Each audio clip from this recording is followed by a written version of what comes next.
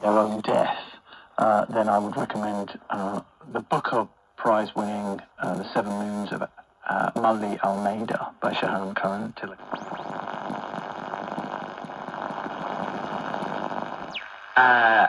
It's just, you never know with this, you know, inside.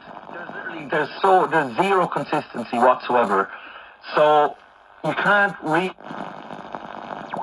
Features exclusive of previously unseen crime scene photos which shed new light on the murder of John Lennon and the investigation and conviction of his killer. Here's a clip.